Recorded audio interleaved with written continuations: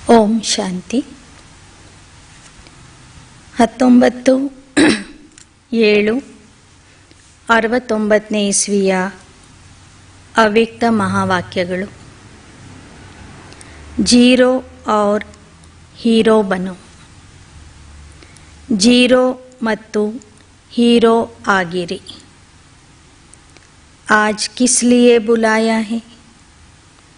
बल भरने के लिए. बल भरने के लिए बुलाया है तो किस बात की निर्बलता समझती हो? ಈ ದಿನ ಯಾಕೆ ಕರೆದಿದ್ದೀರಿ?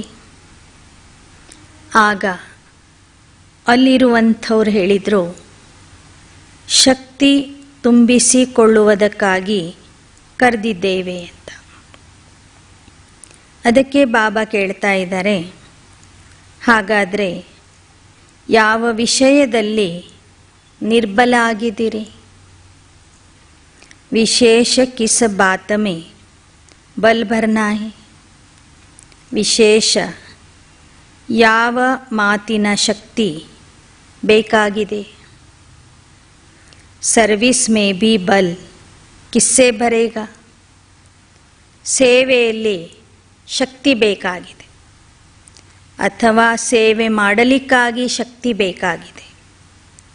ಹಾಗಾದರೆ ಸೇವಾ ಕಾರ್ಯದಲ್ಲಿಯೂ ಸಹ ಶಕ್ತಿ ಬರುವುದು ಹೇಗೆ? तो अपने में कितना बल भरा है वह देखना है. ನಿಮ್ಮಲ್ಲಿ ಎಷ್ಟು ಶಕ್ತಿ ಬಂದಿದೆ, ತುಂಬಿದೆ ಅಂತ ಈಗ ನೀವು ನೋಡಬೇಕಾಗಿದೆ. आप सभी का नाम ही है शिव शक्ति. तो शक्तियों में शक्ति तो है ही. ತಮ್ಮೆಲ್ಲರ ಹೆಸರು ಆಗಿದೆ ಶಿವಶಕ್ತಿಯರು ಅಂತ. ಅಂದ ಮೇಲೆ ಶಕ್ತಿಯರಲ್ಲಿ ಶಕ್ತಿಯಂತೂ ಇರಲೇಬೇಕು, ಇದ್ದೇ ಇದೆ. वह शक्ति स्वरूप बन रही हो. बाप दादा तो आए हैं देखने कि कौन सा जेवर बाप दादा का सृष्टि का श्रृंगार करने के लिए तैयार हुए. ಈಗಾಗಲೇ ನೀವು ಶಿವಶಕ್ತಿ ಸ್ವರೂಪ ಆಗಿಬಿಟ್ಟಿದ್ದೀರಿ ಅಥವಾ ಇನ್ನೂ ಆಗಬೇಕಾಗಿದೆಯೇ? ಬಾಪ್ ದಾದಾರವರು ಈ ದಿನ ನಿಮ್ಮನ್ನು ಒಡವೆಗಳ ರೂಪದಲ್ಲಿ ನೋಡುವುದಕ್ಕೆ ಬಂದಿದ್ದಾರೆ.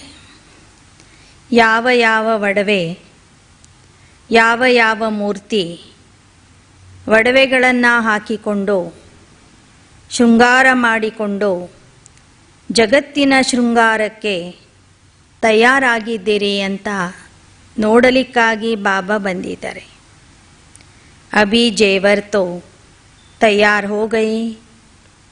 ನೀವೆಲ್ಲರೂ ಒಬ್ಬೊಬ್ಬರು ಜಗತ್ತಿನ ಶೃಂಗಾರ ಮಾಡಲಿಕ್ಕಾಗಿ ತಂದೆ ತಯಾರಿಸಿದ ಆಭರಣಗಳಾಗಿದ್ದೀರಿ, ಒಡವೆ ಆಗಿದ್ದೀರಿ. लेकिन तैयार होने के बाद क्या होता है? ಬಾಬಾ ಅಂತೂ ನಿಮಗೆ ಅಲಂಕಾರಗಳ ರೂಪದಲ್ಲಿ ತಯಾರು ಮಾಡಿಬಿಟ್ಟಿದ್ದಾರೆ. ಅಲಂಕಾರಗಳು, ಆಭರಣಗಳು ತಯಾರಾದ ನಂತರ ಮತ್ತೆ ಏನು ಮಾಡ್ತಾರೆ? पॉलिश की जाती.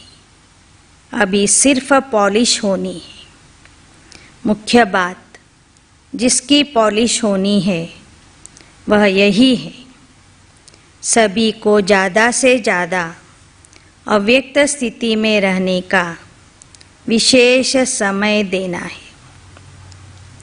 अव्यक्त स्थिति की पॉलिश ही बाकी रही. ನೀವೆಲ್ಲರೂ ಒಡವೆಗಳಂತೂ ಆಗಿಬಿಟ್ಟಿದ್ದೀರಿ. ಆದರೆ ಈ ಒಡವೆಗಳಿಗೆ ಈಗ ಪಾಲಿಷ್ ಮಾಡುವ ಅವಶ್ಯಕತೆ ಇದೆ. ಆಗ ಒಡವೆಗಳಿಗೆ ಹೊಳಪು ಬರ್ತದೆ. ಪಾಲಿಷ್ ಮಾಡುವುದು ಅಂದರೆ ಹೆಚ್ಚಿನ ಸಮಯ ಅವ್ಯಕ್ತ ಸ್ಥಿತಿಯಲ್ಲಿರುವ ಅಭ್ಯಾಸ ಮಾಡುವುದು ಅಂತ ಬಾಬಾ ಹೇಳ್ತಿದ್ದಾರೆ. ಅವ್ಯಕ್ತ ಸ್ಥಿತಿಯ ಪಾಲಿಷ್ ಮಾಡುವುದು ಒಂದೇ ಕೆಲಸ ಉಳಿದಿದೆ ಅಂತ ಹೇಳ್ತಾರೆ ಬಾಬಾ. आपस में बातचीत करते समय आत्मा रूप में देखो, शरीर में होते हुए भी आत्मा को देखो. ಪರಸ್ಪರ ಮಾತನಾಡುವಾಗ ಆತ್ಮಿಕ ರೂಪದಿಂದ ನೋಡ್ರಿ. ಶರೀರ ನೋಡ್ತಿದ್ರೂ ಸಹ ಹಣೆಯ ಮಧ್ಯದಲ್ಲಿ ಇರುವ ಆತ್ಮನನ್ನು ನೋಡ್ರಿ. यह पहला पाठ है, इसकी आवश्यकता है. ಇದುವೇ ಮೊದಲನೇ ಪಾಠ ಆಗಿದೆ, ಇದರ ಅವಶ್ಯಕತೆ ಈಗ ವರ್ತಮಾನ ಸಮಯದಲ್ಲಿ ಇದೆ. जो भी धारणाएं सुनी है उन सभी को जीवन में लाने के लिए यही पहला पाठ पक्का करना पड़ेगा. ಬಾಬಾ ಯಾವ ಧಾರಣೆಗಳನ್ನು ತಿಳಿಸಿದ್ದಾರೆ ಆ ಎಲ್ಲ ಧಾರಣೆಗಳನ್ನು ಜೀವನದಲ್ಲಿ ಧಾರಣೆ ಮಾಡ್ಕೋಬೇಕಾದ್ರೆ ಈ ಮೊದಲನೇ ಪಾಠದಲ್ಲಿ ಪಕ್ಕಾ ಆಗಬೇಕು. ಮೊದಲನೇ ಪಾಠ ಪಕ್ಕಾ ಮಾಡ್ಕೋಬೇಕು. यह आत्मिक दृष्टि की अवस्था प्रैक्टिकल में कम रहती. ಆತ್ಮದ ಪಾಠ ಹೇಳೋದಕ್ಕೆ ಪಕ್ಕಾ ಮಾಡ್ಕೊಂಡಿದ್ದೀರಿ, ಆದರೆ ಪ್ರತ್ಯಕ್ಷ ಜೀವನದಲ್ಲಿ ಈ ಆತ್ಮಿಕ ದೃಷ್ಟಿಯ ಅವಸ್ಥೆ, ಆ ಅವಸ್ಥೆಯ ಅಭ್ಯಾಸ ಕಡಿಮೆ ಇದೆ. सर्विस की सफलता ज़्यादा निकले, उसका भी मुख्य साधन यह है आत्मस्थिति में रह सर्विस करनी. ಸೇವೆಯ ಸಫಲತೆಗೆ ಮುಖ್ಯ ಆಧಾರವೂ ಸಹ ಆತ್ಮಸ್ಥಿತಿಯಲ್ಲಿ ಇದ್ದು ಸೇವೆ ಮಾಡುವುದಾಗಿದೆ. ಪಹಲಾ ಪಾಠ ಹಿ ಪಾಲಿಶ್ ಹೈ. ಮೊದಲನೇ ಪಾಠವೇ ಒಡವೆಗೆ ಬೇಕಾದ ಪಾಲಿಶ್ ಆಗಿದೆ. ಇಸ್ಕಿ ಹಿ ಅವಶ್ಯಕತೆ. ಈಗ ಪಾಲಿಶ್ ಮಾಡುವಂತಹ ಕಾರ್ಯ ಉಳಿದಿದೆ, ಅದರ ಅವಶ್ಯಕತೆ ಇದೆ. ಕಬ್ ನೋಟ್ ಕಿಯಾ ಹೇ ಸಾರೆ ದಿನ್ में यह आत्मिक दृष्टि स्मृति कितनी रहती. ಎಂದಾದರೂ ನೋಟ್ ಮಾಡಿದ್ದೀರಾ, ನೋಡ್ಕೊಂಡಿದ್ದೀರಾ? ಇಡೀ ದಿನದಲ್ಲಿ ಆತ್ಮಿಕ ದೃಷ್ಟಿ, ಆತ್ಮಿಕ ಸ್ಮೃತಿ ಎಷ್ಟು ಸಮಯ ಇರ್ತದೆ? इस स्थिति की परख अपनी सर्विस की रिजल्ट से भी देख सकते हो. ಈ ಸ್ಥಿತಿಯನ್ನು ನಿಮ್ಮ ಸೇವೆಯ ಫಲಿತಾಂಶದಿಂದ ನೀವು ಗುರುತಿಸಬಹುದು. ಸೇವೆಯ ಸಫಲತೆಯಿಂದ ಗೊತ್ತಾಗ್ತದೆ ನಿಮ್ಮಲ್ಲಿ ಆತ್ಮಿಕ ದೃಷ್ಟಿ ಮತ್ತು ಆತ್ಮಿಕ ಸ್ಮೃತಿಯ ಅಭ್ಯಾಸ ಎಷ್ಟಿದೆ ಅಂತ. यह अवस्था क्षमा है. क्षमा पर परवाने न चाहते हुए भी आ जाते हैं. ಆತ್ಮಿಕ ಸ್ಥಿತಿಯಲ್ಲಿ ಇರುವುದು, ಆತ್ಮಿಕ ದೃಷ್ಟಿ ಮತ್ತು ಸ್ಮೃತಿಯಲ್ಲಿ ಇರುವುದು, ಈ ಅವಸ್ಥೆಗೆ ಬೆಳಕು ಅಂತ ಹೇಳಲಾಗ್ತದೆ.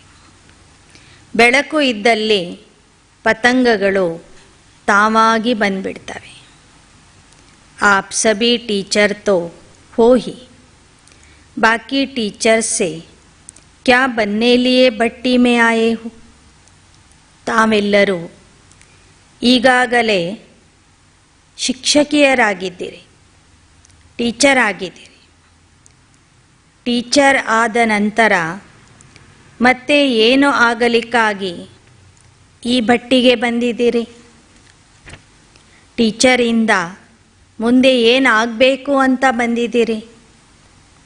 आप लोग बहुत सोचते हो, परंतु है बहुत सहज. अपने समान बनाने के लिए बुलाया है. ಇದರ ಬಗ್ಗೆ ನೀವು ಬಹಳ ಯೋಚನೆ ಮಾಡ್ತಾ ಇದ್ದೀರಿ. ಆದರೆ ಬಾಬಾ ಹೇಳ್ತಾ ಇದ್ದಾರೆ, ನಾನು ನಿಮಗೆ ಕರೆಸಿದ್ದು ನನ್ನ ಸಮಾನ ಮಾಡಲಿಕ್ಕಾಗಿ. ನನ್ನ ಸಮಾನ ಆಗುವುದು ಅಷ್ಟೇ ಸಹಜನೂ ಆಗಿದೆ. अपने समान अर्थात जीरो बनाने के लिए बुलाया है. ನನ್ನ ಸಮಾನ ನೀವು ಆಗಬೇಕು ಅಂದರೆ ನನ್ನ ಸಮಾನ ಜೀರೋ ಆಗಬೇಕು, बिंदु ಆಗಬೇಕು. जीरो में बीजवा बिंदी भी आ जाती है. जीरो ಅಂದರೆ ಸೊನ್ನೆ.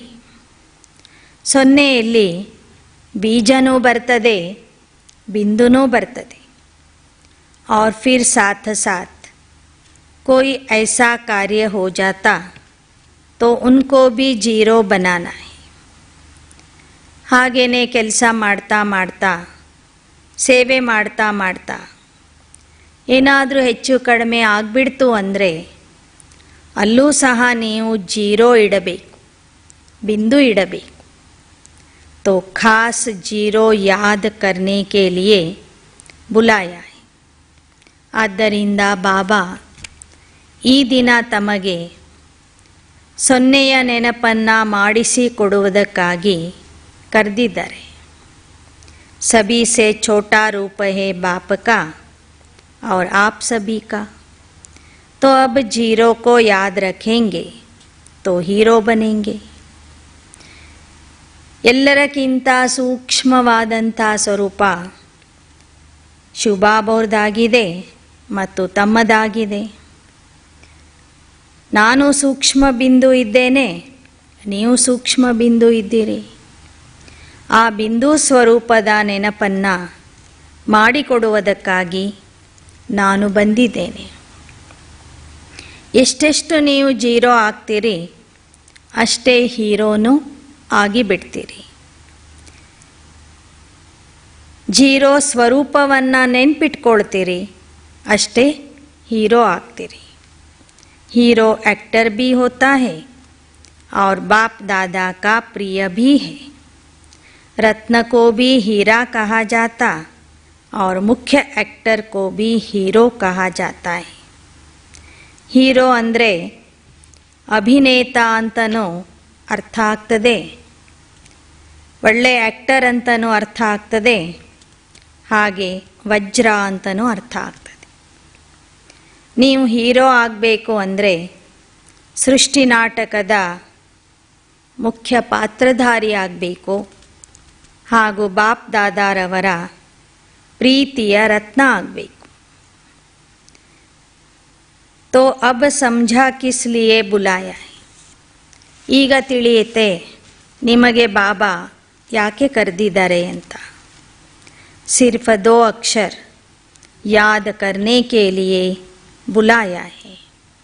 ಬಾಬಾ ನಿಮಗೆ 2 ಅಕ್ಷರಗಳನ್ನು ನೆನಪು ಮಾಡಿಸುವುದಕ್ಕಾಗಿ ಕರೆದಿದ್ದಾರೆ. ಆ 2 ಅಕ್ಷರಗಳು ಅಂದರೆ ಜೀರೋ और हीरो. जीरो ಮತ್ತು हीरो. यह 2 बातें याद रखेंगे तो बाप के समान सर्वगुणों से संपन्न हो जाएंगे. ಈ 2 ಮಾತುಗಳನ್ನು ನೀವು ಸದಾ ನೆನಪಿಟ್ಕೊಂಡ್ರೆ ತಂದೆಯ ಸಮಾನ ಸರ್ವಗುಣಗಳಲ್ಲಿ ಸಂಪನ್ನ ಆಗುವಿರಿ. विस्तार को समाया जाता है ना. 15 दिन इतनी स्टडी की है, बहुत कॉपियाँ भरी हैं. बाप दादा फिर आपके विस्तार को बीज में सुना रहे. 15 ದಿನಗಳಿಂದ ನೀವು ಈ ಬಟ್ಟಿ ಕಾರ್ಯಕ್ರಮದಲ್ಲಿ ಸಾಕಷ್ಟು ಓದಿದ್ದೀರಿ, ಬರೆದಿದ್ದೀರಿ, ನೋಟ್ಬುಕ್ಗಳನ್ನು ತುಂಬಿದ್ದೀರಿ. ಆದರೆ ಆ ವಿಸ್ತಾರವನ್ನು ಬೀಜ ರೂಪದಲ್ಲಿ ತರುವುದಕ್ಕಾಗಿ ಬಾಬಾ ಬಂದಿದ್ದಾರೆ. ವಿಸ್ತಾರವನ್ನು ಸಾರ ರೂಪದಲ್ಲಿ ತರುವುದು ಹೇಗೆ ಎಂಬುದನ್ನು ಬಾಬಾ ಇವತ್ತು ತಿಳಿಸಿಕೊಡ್ತಾ ಇದ್ದಾರೆ. और सभी भूल भी जाए यह तो नहीं भूलेगा, यह याद रखो. ವಿಸ್ತಾರದಲ್ಲಿ ಕೇಳಿದ ಜ್ಞಾನದ ವಿಚಾರಗಳನ್ನು ನೀವು ಮರಿಬಹುದು. ಆದರೆ ಬಾಬಾ ಹೇಳಿದ ಈ 2 ಶಬ್ದಗಳನ್ನು ಸದಾ ನೆನ್ಪಿಟ್ಕೊಳ್ಳಿ. ಫಿರ್ ದೇಖನ ಸರ್ವಿಸ್ ಮೇ ಕಿತನಿ ಜಲ್ದಿ ಚೇಂಜ್ ಆತಿ.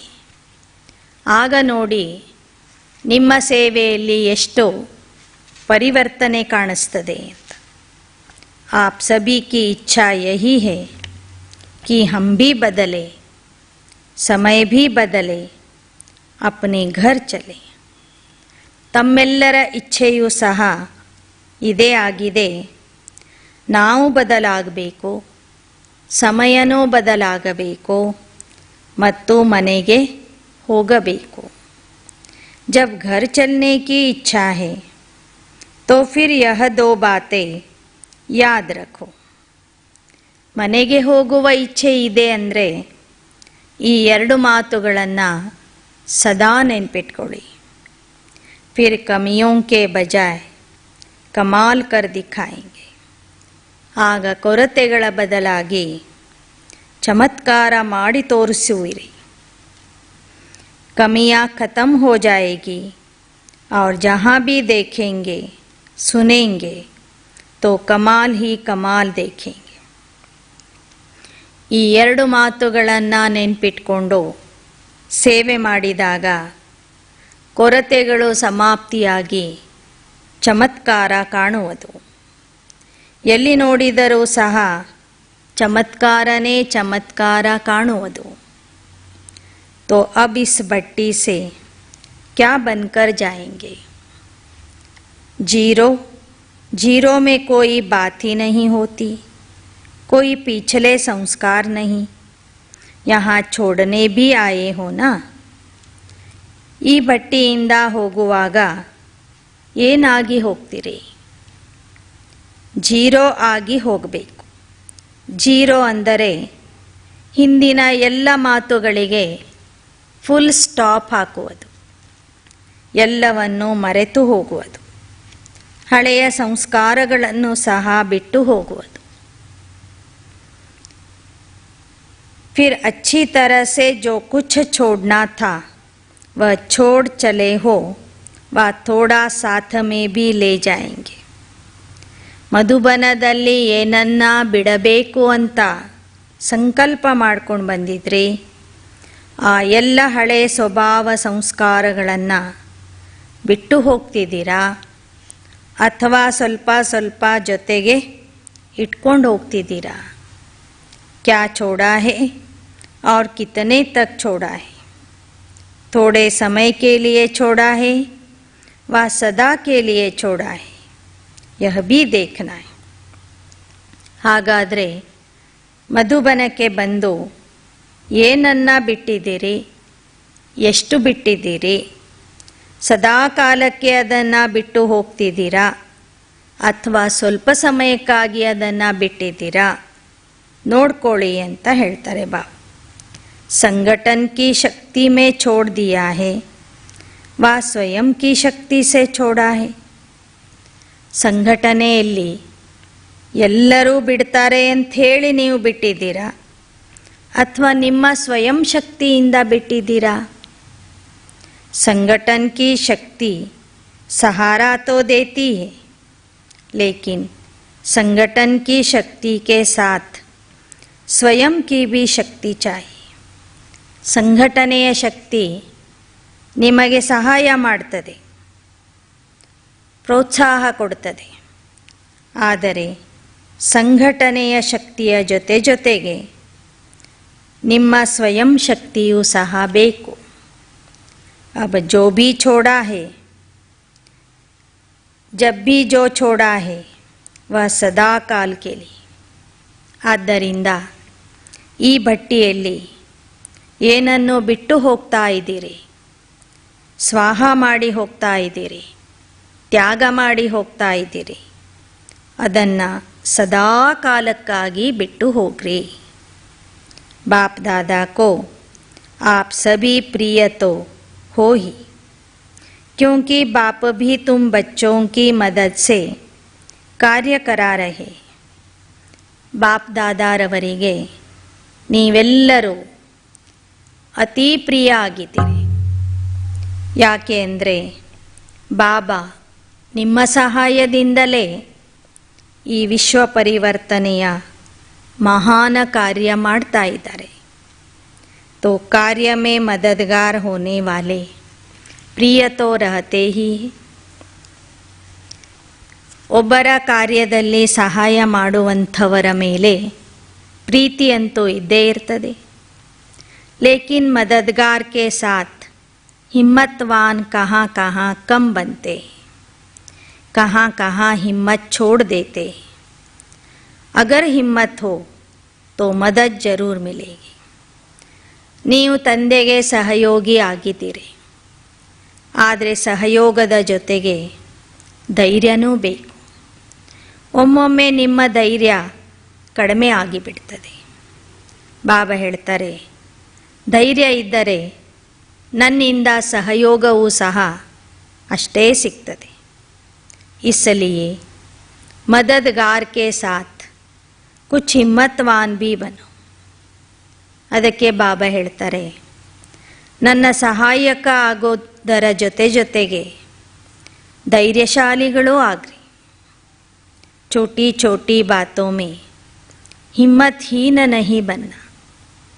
ಸಣ್ಣ ಸಣ್ಣ ವಿಷಯದಲ್ಲಿ ನಿಮ್ಮ ಧೈರ್ಯ ಸಾಹಸ ಕಡಿಮೆ ಮಾಡ್ಕೋಬೇಡ್ರಿ, ಸಾಹಸಹೀನ ಆಗಬೇಡಿ. हिम्मतवान बनने से फिर आप सभी की जो इच्छा है वह पूर्ण होगी. ಧೈರ್ಯಶಾಲಿಗಳಾದಾಗ ನಿಮ್ಮ ಇಚ್ಛೆ ಏನಿದೆಯೋ ಅದು ಪೂರ್ಣ ಆಗ್ತದೆ. ಅಭಿ ಹಿಮ್ಮತ್ ಕಿ ಅವಶ್ಯಕತೆ है. ಈಗ ನಿಮ್ಮಲ್ಲಿ ಸಹಯೋಗ ಕೊಡುವ ಭಾವನೆ ಇದೆ, ಆದರೆ ಸಹಯೋಗದ ಜೊತೆಗೆ ಸಾಹಸನೂ ಬೇಕಾಗಿದೆ. ಹಿಮ್ಮತ್ कैसे आएगी? ಆ ಸಾಹಸ ಬರುವುದು ಹೇಗೆ? हर समय हर कदम हर संकल्प में बलिहार होने से.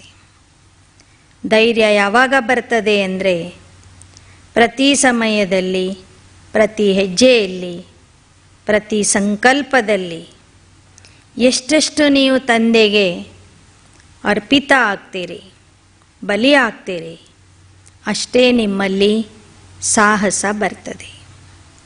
जो बलिहार होता है उसमें हिम्मत ज़्यादा होती है. ಯಾರು ಬಲಿಹಾರಿ ಆಗ್ತಾರೆ ಅವರಲ್ಲಿ ಸಾಹಸ ಧೈರ್ಯ ಜಾಸ್ತಿ ಇರ್ತದೆ. ಧೈರ್ಯ ಇರೋದ್ರಿಂದಲೇ ಅವರು ಬಲಿಯಾಗಿ ಬಿಡ್ತಾರೆ. तो जितना अपने को बलिहार बनाएंगे उतना ही गले के हार में नज़दीक आएंगे. ಎಷ್ಟೆಷ್ಟು ನೀವು ತಂದೆಗೆ ಬಲಿಹಾರಿ ಆಗ್ತೀರಿ ಅಷ್ಟೇ ನೀವು ತಂದೆಯ ಕೊರಳಿನ ಹಾರದಲ್ಲಿ ಸಮೀಪದ ಮಣಿಗಳಾಗಿ ಬರ್ತೀರಿ. ಅಭಿ ಬಲಿಹಾರ್ ಹೋಂಗೆ ಫಿರ್ ಬನೆಂಗೆ ಪ್ರಭು ಕೆ ಗಲೆ ಕಾ ಹಾರ್. ಸಂಗಮ ಯುಗದಲ್ಲಿ ತಂದೆಗೆ ಬಲಿಯಾಗಬೇಕು, ಆಗ ನೀವು ಪ್ರಭು ಪರಮಾತ್ಮನ ಕೊರಳಿನ ಹಾರದಲ್ಲಿ ಬರ್ತೀರಿ. अगर बलिहार बनकर के ही कर्म करेंगे तो दूसरों को भी बलिहार बनाएंगे. ನೀವು ಅರ್ಪಣೆ ಆಗಿ ಕರ್ಮ ಮಾಡ್ತಾ ಇದ್ರೆ ಅನ್ಯರನ್ನೂ ಸಹ ತಂದೆಯ ಮುಂದೆ ಅರ್ಪಣೆ ಮಾಡಿಸಬಹುದು. जिसको वारिस कहा जाता है.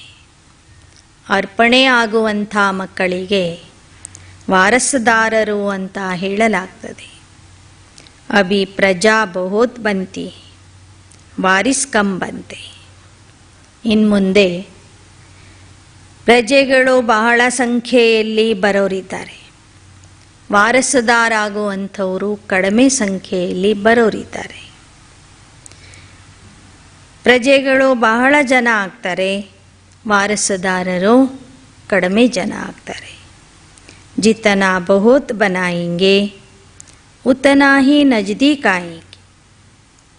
ನೀವೆಷ್ಟೆಷ್ಟು ಜನರನ್ನು ತಂದೆಯ ವಾರಸುದಾರರನ್ನಾಗಿ ಮಾಡ್ತೀರಿ, ಅಷ್ಟೇ ನಿಮ್ಮ ಸ್ಥಾನ ತಂದೆಗೆ ಸಮೀಪ ಬರ್ತದೆ. ಹಾರದಲ್ಲಿ ನೀವು ಸಮೀಪದ ಮಣಿಗಾಗ್ತೀರಿ. ಅಬ್ ವಾರಿಸ್ ಬನಾನೆ ಕಾ ಪ್ಲ್ಯಾನ್ ಸೋಚೋ. ಅದಕ್ಕೆ ಬಾಬಾ ಹೇಳ್ತಾರೆ, ನೀವಷ್ಟೇ ವಾರಿಸಾಗೋದಲ್ಲ, ವಾರಸುದಾರ ಆಗೋದಲ್ಲ, ಅನೇಕ ವಾರಸುದಾರರನ್ನು ತಯಾರು ಮಾಡುವಂತಹ ಪ್ಲ್ಯಾನ್ ಹಾಕ್ರಿ, ಯೋಜನೆ ಮಾಡ್ಕೊಳ್ಳಿ ಅಂತ ಹೇಳ್ತಿದ್ದಾರೆ ಬಾಬಾ. ಅಚ್ಚ.